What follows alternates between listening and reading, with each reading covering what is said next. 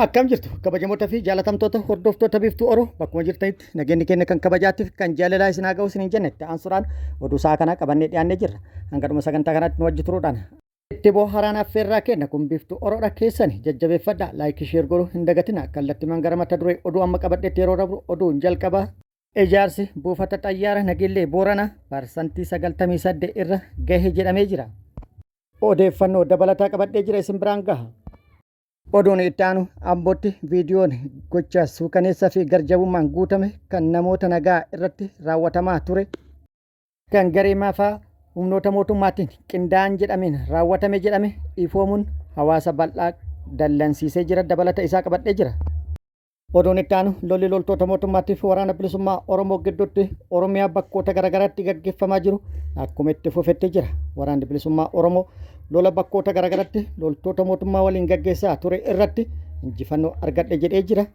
Gama mootummaatti mootummaan humna bal'aa guutuu Oromiyaa keessatti bobbaasuun guutuu Oromiyaa keessa maqaa waraana bilisummaa Oromoo balleessuu jedhuun oopereeshinii bal'aa gaggeessaa jiraachuu fi itti fufuu beeksisee jira. Dabalata odeeffannoo kana qabannee jirra isin biraan kenna. Oduu biyya alaatiin Ameerikaan guyyaa kaleessaa irraa jalqabdee hulaa hormuz ugguruu beeksiftee jirti. Har'ammoo uggura Ameerikaan hulaa hormuz irra keette cabsuudhaan dooniin Chaayinaa takka uggura kaa'ame cabsuudhaan hulaa hormuz keessa dabritee jirti. Kun immoo mata duree oduu addunyaa ta'ee oolee jira. Oduu dabalataa hedduu qabna. Oduu kanneenii fi kan biroo wajjin isin wajjin kan turu ani Barisoo Ganamooti guutuun oduu wal duraa duubaan akka itti aanu kanatti isiniif dhiyaata. Ijaarsi buufata xayyaara nageellee Booranaa parsantiin 98 xumurame jedhamee jira. Kuni oduu baay'ee gammachiisaadha yoo dhugaa ta'ee fi akka jedhame kana ta'e. Ijaarsi pirojektii buufata xayyaara nageellee Booranaa hojiin isaa 98 irra gahuun ibsamee jira. Dhaabbata koorporeeshinii ijaarsa Itiyoophiyaan kan ijaaramaa jiru buufanni xayyaaraa kun bakkeewwan dhaabbii xayyaaraa lamaa fi akkasumas bakki yookaan daandiin xayyaarri irra fiigee ka'u lama guutumatti xumuraman jechuudhaan to'ataan pirojektichaa gabaasee jira. Hojiiwwan hafan keessa aspaaltii dhaabbii inni lammaffaan hojii guddaa hafee ta'uu ibsuudhaan inni kunis sababa roobni yeroo ammaa naannichatti roobaa jiruuf saffisaan xumuruu hin danda'amne jechuudhaan himee jira. Akkasumas rakkoon hanqina boba'aa addunyaa kunis danqaa akka ta'e himuun rakkoo kanaafis abbaa pirojektichaa waliin mari'achuudhaan furmaata barbaadaa akka jiran himee jira. Itti dabaluunis buufatichi buufata xayyaaraa biyya keessaa kanneen biroo irraa adda kan isa godhu ni jira jedhee jira. Kunis buufatichi iddoo dhaabbii lama qaba akkasumas yeroo tokkotti xayyaarota 4 bakka tokkotti simatuu danda'a jedhamee jira. Oduun itti aanu dhiyeessiin xaahoo bara kana qormaata garaagaraatiin rakkoon isa mudatuu danda'a jedhamee jira. Itoophiyaatti yeroon qonnaa yookaan waqtiin qonnaa akkaan dhiyaataa jira. Oomisha qonnaatii fi hojii qonnaatii fi utubaa duydaa kan ta'e dhiyeessiin xaahoo immoo rakkoolee garaagaraatiin gufatuu danda'a jechuudhaan qaamonni garaagaraa ibsa itti kennaa jiru. Rakkoon inni tokko rakkoo nageenya baha giddu galeessatti Ameerikaa fi Iraan akkasumas Israa'el gidduutti jiru akka sababaatti kan dhiyaate yoo ta'u, rakkoon inni lammaffaa immoo isuma kana dahoo godhatuudhaan malaammaltummaa hamaa yeroo ammaa kana dhiyeessii xaahootiin wal qabate qaamota mootummaa dhiyeessii xaahootiin wal qabate hojii dhiyeessii hojjetaniin gufuu ta'uu danda'u jedhamee jira. Akka sababaatti kan dhiyaate dhiyeessii xaahootiin wal qabate ibsi wal faallessaa fi ibsi garaagaraa kennamaa jiraatudha. Aangaa'onni mootummaa oomisha qonnaa kanaaf xaa'oon gahaan irra deddeebiin ibsaa jiru. Ibsi kana faallessu immoo hooggantoota siyaasaa biraa bahaa jira.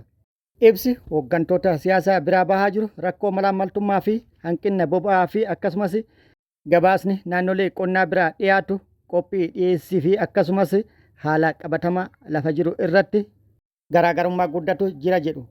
Dhimmi dhiyeessii xaa'ootiin wal qabate qaamolee garaagaraa irraa ibsi wal faallaa bahu kun dhiyeessii xaa'oo irratti rakkoo uumuu danda'a jechuudhaan shakkiin guddaan uumamee jira. Gochi garee badii mootummaan qindaa'an jedhame Ambootti badii garaagaraa uummata irratti raawwatamaa ture saaxilamee jira. Viidiyooleen garaagaraa gochoota garee kana ta'an kan dararaa garaagaraa namoota irratti raawwatamaa ture saaxilan miidiyaa hawaasaa kana irratti bal'inaan naannawaa jiru. Inni kun immoo hawaasa bal'aa Oromoo akkaan dallansiisee jira. Ambootti gareen maafiyaan badii uummata irratti raawwatu kan nama maqaan isaa Kaasayee Qananiisaa jedhamuun durfamu. Viidiyoon yeroo inni namoota nagaa irratti yeroo garagaraatti gochoota suukaneessaa fi akkasumas garmalee hammaataa ta'an inni raawwataa ture miidiyaa hawaasaa kanarratti gadi dhiifamanii jiru. Viidiyoowwan gocha suukaneessaa uummata irratti yookaan namoota nagaa irratti raawwatamaa ture agarsiisan kunneen aangaa'ota mootummaa harka akka turan maddeen poolisii Amboo himan jechuudhaan maddeen odeeffannoo garagaraa ifoomsanii jiru.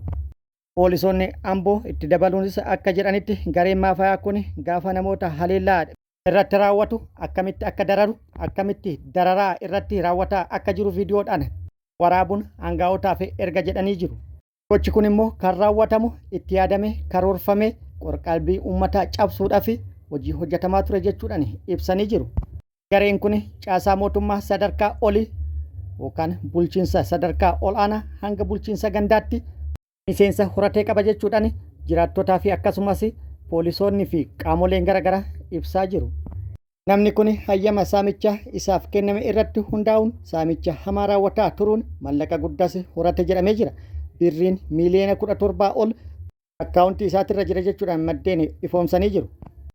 Oduun itti aanu oduu oolmaa Oromiyaati. Oduu oolmaa Oromiyaatti lolli loltoota mootummaatti waraana bilisummaa Oromoo gidduutti zoonilee Oromiyaa garagaraa keessatti gaggeeffamaa jiru akkuma itti fufeetti jira. Lola bakkoota garagaraatti loltoota mootummaatti waraana bilisummaa Oromoo gidduutti deemaa jiru irrattis waraanni bilisummaa Oromoo injifannoo argadhe jedhee jira. Mootummaan gama isaatti humna guddaa bobbaasuun Oromiyaa bakkoota garagaraatti sakattaa waraana bilisummaa Oromoo gaggeessaa jiraachuu beeksisee jira. Waraanni bilisummaa Oromoo humnoota mootummaan maqaa sakattaa waraana bilisummaa Oromootiin bobbaase kana irratti bakkoota hedduutti haleellaa raawwatuun miidhaa qaamatiif kan lubbuu irratti dhaqqabsiisuun meeshaalee hedduurraa hiikkatuun injifannoo irratti argadhe jedhee jira. Waraanni bilisummaa Oromoo lola tibbana loltoota mootummaa waliin giddugala Oromiyaatti gaggeesse irratti loltoota mootummaa 90 ol addunyaa kanarraa godaansisee hedduu madeesse 18 booji'ee jedhee jira. Guutuu odeeffannoo kana akka itti aanu kanatti isiniif qabannee jirra. Waraanni bilisummaa Oromoo zoonii giddugala Oromiyaa tarkaanfii murna bilisiginnaa irratti lixa shaggar aanaa meettaa warqixxee fi aanaa aadaa bargaatti fudhateen injifannoo boonsaa gonfate. Waraanni bilisummaa Oromoo zoonii giddugala Oromiyaa tarkaanfii gaafa eebila 11 bara 2026 lixa shaggar aanaa meettaa warqixxee magaala Minaaree jedhamutti fudhateen diina gugsee baase. Waraanni bilisummaa Oromoo zoonii giddugala Oromiyaa lola magaalaa Minaareetti taasise bulchiisa magaalaa Minaaree guutumaa guutuutti dhuunfate. Waraanni murna bilisiginnaa aanaa meettaa warqixxee bulchiisa magaalaa Minaaree buufatee turte oboon itti seenan magaalaa gadi dhiisuun gara magaalaa eelatti baqatte. Irree fi gaachanni saba Oromoo oboo zoonii giddugalaas magaalaa Minaaree to'achuun kaambii waraanaa murna bilisiginnaa keessaa meeshaalee hedduu dhuunfate. Meeshaalee waraanaa oboon dhuunfate kunis uffata waraanaa, kophee waraanaa, raashina, dookumentii garaagaraa, midhaan waraanni murna bilisiginnaa uummata maqaa deeggarsa milishaa jedhuun walitti qabatte hedduu dhuunfachuun galii moonaa qabsoo bilisummaa Oromoo taasisee jira. Irree fi gaachanni saba Oromoo oboo zoonii giddugala Oromiyaa tarkaanfii kana itti fufu lixa shaggar aanaa aadaa bargaa ganda Roboroo fi ganda Caancoo biratteetti fudhateen injifannoo argate. Abdii saba Oromoo oboo zoonii giddugala Oromiyaa tarkaanfii kanaan diina du'aa fi madoon adabuun alatti kaanis harkaan qabee oolmaa gootaa itti agarsiisee jira. Tarkaanfii oboon zoonii giddugala Oromiyaa fudhate kanaan waraana murna bilisiginnaa irraa nama 92 ajjeesuun nama 68 madeessee jira. Kana malees nama 18 harkaan qabee jira. Waraanni bilisummaa Oromoo tarkaanfii diina uummata Oromoo irratti fudhate kanaan meeshaalee waraanaa garee fi dhuunfaa irraa hiikee galii moonaa qabsoo bilisummaa Oromoo taasisee jira. Gama meeshaatiin qawwee akamaa 72 biikeemii 2 sinaayipara 1 diishkaa 2 rasaasa diishkaa saanduqa 4 rasaasa bireenaa 2500 rasaasa akamaa 4000 ol kaazinaa akamaa 40 ol qophiilee waraanaa garaagaraa dugda diinaa irraa hiiku galii moonaa qabsoo bilisummaa Oromoo taasisee jira. Kana malee reediyoo quunnamtii bilbila harkaa dookumentii hedduu diina irraa fuudhuun iccitii gola bilisiginnaa ifa baasee jira. Waraanni murna bilisiginnaa Abiyyi Ahmadiin hoogganamtu tarkaanfii kanatti kan dallante meeshaalee jajjabaa akka marfii taankii Zu-23 moorteera uummata nagaa irratti dhukaasuun uummata nagaa shororkeessaa jirti. Waboon aanaa Arxummaa Fursee fi aanaa Ancaar keessatti diina adabuu beeksise. Gootichi waraana bilisummaa Oromoo zoonii kaaba Oromiyaa godina Walloo aanaa Arxummaa Furseetti gaafa eebila 12 ganama toora isaa 5 irraa eegaluun lola jajjabduu bakka addaa Dhaddacha jedhamutti ergamtoota maafiyaa PP irratti fudhateen humna diinaa rasaasaan akaa'ee baaruda ulachiisuun hedduu ajjeesee afurii ol battalatti irraa madeesse kan hafte ammoo baaraaksee faffacaasuun obbooda deebisee jira. Humni Oromiyaa ijaaruuf lubbuu isaa qaalii waakii tokko malee saba isaaf of laatee falmaa dhuftu gaggeessaa jiru abdii fi gaaddisni saba gabroomee waboon goleewwan Oromiyaa guutuu keessatti farra nageenyaa kanneen ta'an ergamtootaa fi shiftoota Abiy Ahmed irratti tarkaanfii keessa deebii hin qabne fudhachuu cimsee itti fufee jira. Abdiin saba cunqurfamaa gootichi waraana bilisummaa Oromoo zooniilee waraanaa mara keessatti diina uummata Oromoo dararu bobbaafamtu irratti tarkaanfii fudhachaa jiru cimsee itti fufuun reefi gaachanni saba Oromoo waboon zoonii baa Oromiyaa godina Harargee lixaa aanaa Ancaar Araddaa 24 iddoo addaa Qoraattii jedhamu keessatti gaafa eebila 12 2026 humna diinaa maqaa sakattaa waboo jedhu sababeeffattee bobba'uun uummata saamaa turte irratti fudhateen hedduu du'aaf madoon adabuun injifannoo galmeessee jira. Tarkaanfii kanaan loltoota PP 3 ajjeese tokko madeessuun lama jiraatti harkaan qabu beeksisee jira. Gama meeshaatiin qawwee AKM 3 hidhannoo guutuu waliin irraa eekuun galii mooraa qabsoo bilisummaa Oromootiif oolchee jira. Oduu biyya alaatiin waldura dhaabbannaan Ameerikaatii fi Iraan cimee itti fufee jira. Waldura dhaabbannaan isaanii kun immoo baha giddu galeessaa akka raasee jira. Ameerikaan guyyaa kaleessaa irraa jalqabee hulaa hormuz irratti uggura keettee jirti. Uggurri Ameerikaan keette kun immoo kallattii jijjiiratuun gara lola birootitti ce'inaa jechuudhaan sodaan hamaan uumamee jira. Gama biraatiin immoo mariin araaraa marsaan lammaffaa Islaamabaad Paakistaanitti ni gaggeeffame jedhamee jira. Kamisa dhufu mariin araaraa kan gaggeeffamu ta'uun kan ifoome yoo ta'u Ameerikaan marii araaratiif keessan nu kadhataa jirti jechuudhaan pirezidaanti Doonaald Tiraamp dubbatee jira. Gama Iraan immoo wanti jedhame hin jiru.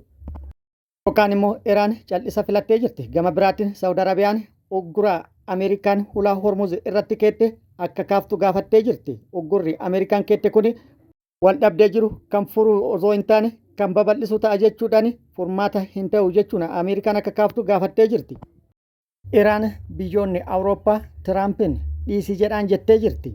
Iraan akka jettetti afaan dippiloomaasiiti. Afaan qawweellee afaan qawweeti.